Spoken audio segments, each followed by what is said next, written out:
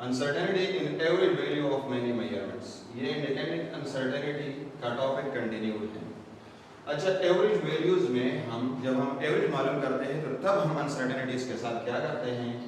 सो इस जुमले को जरा देखें। To find uncertainty in average value, average of deviations from average is taken. इस किस्म का क्वेश्चन आ सकता है जिसमें एवरेज मिसिंग हो, यहाँ एवरेज मिसिंग हो, यहाँ एवरेज मिसिंग हो, या इसी जगह कहीं मीन आ रहा हो ऑप्शन में, तो एक ही मतलब है। ठीक है। सो इसका क्या मतलब है जुमले का, इसके लिए हम ये पहले एग्जांपल लेते हैं फिर इसकी तरफ आते हैं। सपोज आपके पास ये नंबर्स हैं x1, x2, x3। आपको कहा जा रहा है कि इनका एवरेज मालूम करें। आप सिंपली एवरेज मालूम करें जिस तरह आप करते हैं, x1 + x2 + x3 divide by 3। 3 quantities है, डिवाइड बाय 3 करें। अच्छा, ये आपके पास एवरेज आ गया। अब आप डिविएशंस मालूम करें इस एवरेज वैल्यू से। डिविएशन का क्या मतलब है कि ये जो वैल्यूज हैं, ये और ये इस एवरेज से कितने दूर हैं, कितने डिविएट कर रहे हैं, या एक साइड पे या दूसरे साइड पे, लेकिन कितना डिविएट कर रहे हैं। तो जाहिर बात है जब डिविएशन हम मालूम करेंगे तो ये पॉजिटिव होगा, चाहे वो उससे कम हो या ज्यादा हो, लेकिन हम यहाँ पर फर्क बता रहे हैं। So let's do it. del x1 is equal to x bar, this is x bar, ठीक है। x bar minus x1, इससे ये x1 माइनस करें, ये आपके पास 1.51 minus 1.5 is equal to 0.01 centimetre. ये आपके पास इस वैल्यू का इससे फर्क आ गया, डिविएशन आ गया। इसका भी मालूम करें, यानी इसका भी मालूम करें। del x2 is equal to x bar minus x2, 1.51 minus 1.51 is equal to 0। अब इस तीसरे को भी मालूम करें, इससे आपके पास आएगा -0.01 सेंटीमीटर माइनस। तो मैंने आपको बताया कि माइनस नहीं होना चाहिए डिविएशन पॉजिटिव होना चाहिए, क्योंकि हम फर्क मालूम कर रहे हैं ऑन ईदर साइड्स, चाहे एक तरफ हो दूसरे साइड पर, ज्यादा हो कम हो, लेकिन हमने बताना है कि फर्क कितना है। So we will take positive. Find average of these deviations. अब इन डिविएशंस का, इसका और इसका आप एवरेज दोबारा लेंगे। जैसे आपने पहले एवरेज लिया था, अब दोबारा एवरेज लेंगे, यानी इनको प्लस करें और फिर से 3 क्वांटिटीज में 3 पे डिवाइड करें, आपके पास ये आंसर आएगा 0.007। यहाँ भी आपने राउंडिंग में वो वाली बातें याद रखनी है, इंडिकेट क्या नाम है, सिग्निफिकेंट फिगर्स वाली बातें आपने याद रखनी है, क्योंकि यहाँ 1, यहाँ भी 1, यहाँ भी 1 सिग्निफिकेंट फिगर है, तो आपने आंसर में एक ही सिग्निफिकेंट फिगर छोड़ना है। तो आपके पास जो एवरेज में अनसर्टेनिटी आ गई, एवरेज वैल्यू में अनसर्टेनिटी आ गई, वो ये हो गई। इसको आप एवरेज के साथ प्लस माइनस में लिख लें, यानी ये एग्जैक्ट वैल्यू है और ये डाउटफुल वैल्यू है। अच्छा, अब देखें इस बात को। To find uncertainty in average value, अगर आप एवरेज वैल्यू में इसमें अनसर्टेनिटी मालूम करना चाहते हैं, यानी ये मालूम करना चाहते हैं, आप क्या करेंगे, एवरेज ऑफ डिविएशंस, ये हमने डिविएशंस पहले मालूम की और फिर इन डिविएशंस का एवरेज लिया। ये डिविएशंस हमने किस चीज से ली है, तो ये इस एवरेज से ली है, इस एवरेज से हमने डिविएशंस ली है। फर्क हमने किस चीज से लिया है, इस एवरेज से हमने डिविएशंस ली है और फिर उनका एवरेज लिया है, तो ये हमारे पास आंसर आ रहा है।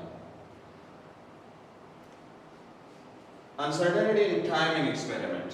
टाइमिंग एक्सपेरिमेंट, जिस एक्सपेरिमेंट में टाइम इन्वॉल्व हो, जैसे सिंपल पेंडुलम है, उसको आप बार बार वाइब्रेट कर रहे हैं, उसका टाइम पीरियड आप नोट कर रहे हैं, या जैसे आपके पास let's say spring mass system है, उसको आप वाइब्रेट कर रहे हैं, या कोई और एक्सपेरिमेंट जिसमें आपके पास टाइम इन्वॉल्व है और उसमें आप स्टॉपवॉच या कोई भी टाइम मेजरिंग डिवाइस यूज करेंगे, तो उसके लिए आप अनसर्टेनिटी कैसे मालूम करेंगे, अनसर्टेनिटी के साथ कैसे डील करेंगे। So uncertainty will be equal to least count of time measuring device divide by number of vibrations.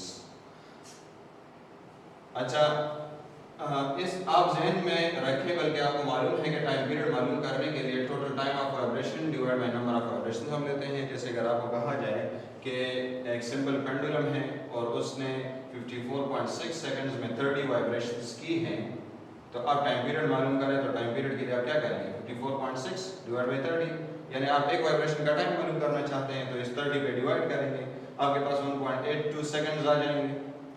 Least count आपको टाइमिंग डिवाइस का मिल जाएगा, ठीक है, स्टॉपवॉच का आप देखें, अगर आपके मोबाइल में स्टॉप वॉच है तो आप उसको गौर से देखें वो कहाँ से स्टार्ट कर रहा है, 0.1 से स्टार्ट कर रहा है लेट्स से, या 0.01 से स्टार्ट कर रहा है, जहाँ से वो स्टार्ट ले रहा है वही उसका स्टॉप वॉच है, ठीक, वही उसका लीस्ट काउंट है, sorry. So least count is equal to 0.1 seconds. Time period आपने सिंपली मालूम किया, 1.82 सेकेंड्स आ गया। अब आप क्या करेंगे, अब अनसर्टेनिटी इन टाइम पीरियड मालूम करने के लिए आपको क्या चाहिए, least count divide by number of vibrations, least count divide by number of vibrations. इससे आपके पास आ जाएगा 0.003 सेकेंड्स और टाइम पीरियड आपके पास ऐसे हो जाएगा कि exact value plus minus doubtful value. ये बात याद रखें, बहुत ही इंपॉर्टेंट बात है कि uncertainty decreases as number of vibrations are increased in an experiment. जितने आप एक्सपेरिमेंट में वाइब्रेशंस बढ़ाएंगे, सिंपल पेंडुलम को आप ज़्यादा दफ़ा वाइब्रेट करेंगे तो आपके पास अनसर्टेनिटी कम हो जाएगी, यानी वो अनसर्टेनिटी डिवाइड हो रही है, अनसर्टेनिटी डिवाइड हो रही है। आप आपसे लेट्स से एक दफ़ा वाइब्रेट कर दे तो आपसे गलती ज़्यादा होगी। अगर आप वही गलती आप 30 वो एरर आप 30 वाइब्रेशंस पे डिवाइड करें या 30 दफ़ा करें तो आपसे हर दफ़ा तो गलती नहीं होगी, आपसे शुरू में हो सकती है, आखिर में हो सकती है। ये एरर जब आप टोटल वाइब्रेशंस पे डिवाइड करेंगे तो एरर रिड्यूस हो जाएगा। तो ये बात याद रखें, अगर आपने एरर को रिड्यूस करना है तो नंबर ऑफ वाइब्रेशंस बढ़ाने होंगे, नंबर ऑफ वाइब्रेशंस आपने बढ़ाने होंगे। ये एक बहुत ट्रिकी सा MCQ है, इसको ज़रा देखें। A timing experiment of spring mass system was done with 5% and 3% of errors in length and acceleration due to gravity of the system respectively. आपने एक टाइमिंग एक्सपेरिमेंट किया स्प्रिंग मास सिस्टम का, आपके पास 5% अनसर्टेनिटी आ गई इसके लेंथ में, 3% आ गई इसके एक्सेलरेशन ड्यू टू ग्रेविटी में। तो आप परसेंटेज अनसर्टेनिटी मालूम करें टाइम पीरियड में। अब टाइम पीरियड में आपने परसेंटेज अनसर्टेनिटी मालूम करनी है स्प्रिंग मास सिस्टम। तो अब आप सोच रहे होंगे कि इसमें वो नंबर ऑफ वाइब्रेशंस किधर है, इसमें वो लीस्ट काउंट की बात कहाँ है, इसमें टोटल टाइम किधर है। तो ये क्वेश्चन असल में इन बातों, ये टाइमिंग एक्सपेरिमेंट पे बेस्ड नहीं है, वैसे यहाँ लिखा हुआ है, लेकिन ये इंडिकेटिंग अनसर्टेनिटी के दूसरे टॉपिक के साथ बेस्ड है, जो कि हमारे पास प्रोडक्ट था या डिवीजन था। तो चले देखते हैं कि time period is equal to 2πL/√, ठीक है। ये लेंथ, ये एक्सेलरेशन ड्यू टू ग्रेविटी, इसको हम इस तरह लिख सकते हैं, इस पे √1/2 पावर के बराबर होगा। सो अब ये देखिए, अगर आप इसको मालूम कर रहे हैं तो लेंथ की कितनी है 5 और एक्सेलरेशन ड्यू टू ग्रेविटी की कितनी है 3, तो आप क्या करेंगे, 5% प्लस 3% क्योंकि डिवीजन आ रहा है और ये पावर आ रहा है तो ये पावर आपने मल्टीप्लाई करना है, पावर चूंकि दोनों पे आ रहा है तो दोनों के साथ मल्टीप्लाई करना है। तो इससे आपके पास आ जाएगा 1/2 और 8 multiply by 8 which is equal to 4%। आप शायद इसकी तरफ जाएं कि ये 4% इसका आंसर है, लेकिन ये गलत है। क्यों?